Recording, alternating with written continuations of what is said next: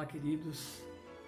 Quero compartilhar com vocês um texto que se encontra na Palavra do Senhor, no Evangelho de João, capítulo 10, versículo 10 e versículo 11, onde diz: O ladrão vem somente para roubar, matar e destruir. Eu vim para que tenham vida e a tenham em abundância. Eu sou o bom pastor. O bom pastor dá a vida pelas ovelhas. Que Deus possa abençoar assim a sua palavra. Com certeza esse é um texto muito conhecido, praticamente de todos nós, que gostamos de ler e ouvir a palavra do Senhor. E aqui nesse João 10:10, Jesus faz uma proposta, ele apresenta aos seus ouvintes uma outra maneira de viver a vida, quando ele trata a questão da vida em abundância. E vale a pena a gente parar para pensar um pouco o que é ter uma vida abundante. O que é nós vivermos uma vida em abundância. Se nós fizermos uma pesquisa, a maioria das pessoas, de uma forma geral, elas responderão aquilo que é pertinente às coisas da terra. Então, o que é vida em abundância? O que é ter uma vida abundante? É ter uma boa casa, é ter um bom carro, é constituir uma família, é criar os filhos, é poder ter um salário digno, é poder viver uma vida social, é poder passear com a família em tempos periódicos de férias, enfim, tantas quantas respostas nós teríamos em relação a se ter, a viver e a celebrar uma vida em abundância. Mas não é exatamente isso que Jesus está tratando aqui, embora nós saibamos que faz parte da vida ter todas essas condições que são necessárias para a vida humana de uma forma em geral. Jesus aqui, ele está querendo que os seus ouvintes pudessem compreender algo mais profundo, que não tem, na época, não tinha a ver apenas com as coisas da terra, mas principalmente essa vida abundante oferecida por Jesus era algo que tinha a ver com as coisas lá do céu. Mas antes dele tratar a questão da vida abundante, ele diz para que os seus discípulos pudessem tomar cuidado com o ladrão. E ele é bem claro quando diz aqui no texto que o ladrão é senão para roubar, matar e destruir.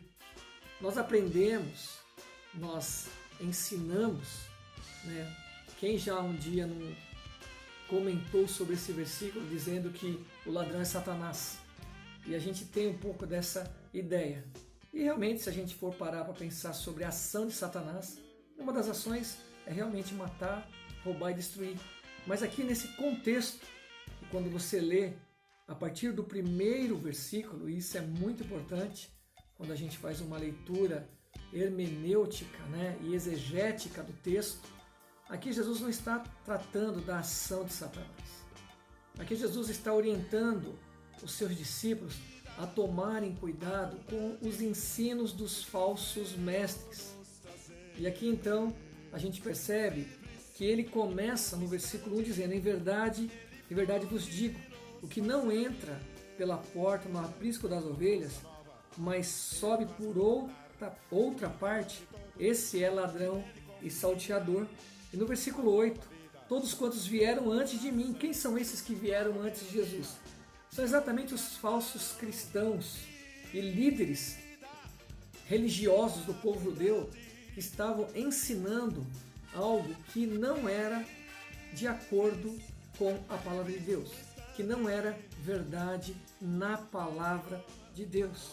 E no versículo 12 e 13, Jesus ainda corrobora esse ladrão, dizendo sobre o mercenário que não é pastor, a quem não pertence as ovelhas, vê vir o lobo, abandona as ovelhas e foge. Então o lobo as arrebata e dispersa. O mercenário foge, porque é mercenário e não tem cuidado com as ovelhas. Nós que estamos vivendo esse tempo de pandemia, de poder ficarmos reclusos em casa, guardados por conta da não contaminação com vírus, nós estamos aí praticamente o dia inteiro antenados, ligados com televisão, com WhatsApp, enfim, com vários meios de tecnologia, onde a gente pode ouvir um louvor, onde a gente pode escutar uma palavra, mas a maioria das palavras, eu não estou dizendo todas, mas uma grande parte delas, desse mercado gospel televisivo, eles são líderes exatamente que se enquadram no ensinamento de Jesus. Nós precisamos tomar cuidado, queridos, com os falsos mestres, com os falsos ensinos, que eles vêm com uma falsa aparência, num primeiro momento, querendo alcançar o nosso coração, querendo alcançar nossa mente, querendo, através do nosso conhecimento, colocar versículos bíblicos para poder rechear os seus ensinamentos e chegar aonde eles querem, que é exatamente tirar as ovelhas do caminho.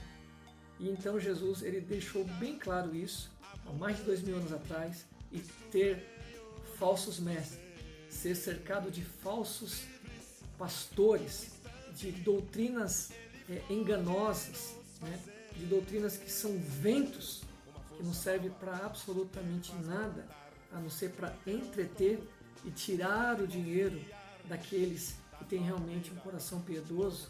A gente percebe que isso já foi alardeado por Jesus há 2000 anos atrás. Jesus já nos deixou alerta quanto a esse mercenário, quanto a esse ladrão. Mas o que é mais importante para nós, além de ter a precaução de não sermos levados por vento de doutrina, tendo comichão no ouvido, como alertou o apóstolo Paulo, que nos últimos tempos muitos cercar-se-ão de falsos mestres, tendo comichão no ouvido, darão ouvidos à sã doutrina. Além disso, nós precisamos compreender exatamente esse ensino de Jesus sobre a vida abundante. Mas eu vim para que tenham vida e a tenham em abundância. Aqui Jesus está tratando das coisas do Pai. Aqui Jesus está tratando das coisas do reino de Deus. Ter vida abundante é entender que a verdadeira vida que eu e você precisamos viver, ela começa em Jesus. Ele diz aqui, eu sou a porta. Só é possível entrar e achar boa pastagem através da porta que é Ele. E Ele também diz que é o bom pastor, e o bom pastor dá a vida pelas suas ovelhas. Então, para que nós possamos gozar, para que nós possamos viver, para que nós possamos nos alegrar com a vida em abundância, a gente precisa entender que ela só pode começar e ela só começa em Jesus. E a vida abundante oferecida por Jesus aqui nesse texto é uma vida que ela caminha pela graça. Efésios capítulo 2, versículo 8 diz que pela graça sois salvos mediante a fé. Isso não vem de vós, é dom de Deus. Graça é favor imerecido. Todos nós carecemos e todos nós também dependemos da graça de Deus. A graça de Deus é quem nos leva diariamente a vivermos uma relação com Ele. E a vida abundante também, ela permanece, ela se perpetua e ela se estabelece pela via do amor. Então não há como nós vivermos uma vida em abundância se a nossa vida não for dele, se a nossa vida não for de Jesus, se nós não celebrarmos a graça da vida. A vida só tem graça quando nós somos alcançados pela graça de Deus. Senão, a gente viverá como muitos, uma vida sem graça. Então, quando as pessoas dizem assim, minha vida é sem graça, é exatamente porque elas não foram alcançadas pela graça e pelo amor de Deus. E quando eu digo que ela permanece, né, pela estrada, pela via, pelo caminho do amor, é porque o apóstolo Paulo, lá em 1 Coríntios capítulo 13, quando ele celebra a questão do amor, lá no versículo final ele diz, portanto, há entre vós, né, o que permanece entre nós é a fé, a esperança e o amor, mas o mais importante de todos é o amor. Deus é amor, queridos. Deus é amor. E para nós vivermos uma vida em abundância, nós precisamos viver uma vida cheia de amor. E só é possível viver uma vida cheia de amor se nós estivermos cheios de Deus. Esse é o grande privilégio que todos nós cristãos, que todos nós crentes, que todos nós que temos uma fé genuína e verdadeira no único Deus, no Deus Altíssimo, recebemos, vivemos e celebramos. Que Deus possa te conceder vida e vida em abundância. Que você possa usufruir de tudo aquilo que oferece a palavra de Deus, né, para nós aqui na terra. Mas que você não se esqueça, de forma alguma, que a vida abundante, ela começa em Jesus, ela caminha pela graça e ela se estabelece através do amor. Que Deus nos abençoe, que Deus continue protegendo a você e a sua família. Que você tenha um final de semana, um final de dia abençoado. Nós celebramos no dia 15 desse mês o Dia da Família. Que a sua família seja visitada, agraciada e abençoada pelo poder de Deus, o poder curador, o poder que nos livra de todo mal e o poder que nos leva continuamente a vivermos em sua presença. Fiquem todos com Deus, em nome de Jesus. É tempo de mudar, é tempo de orar.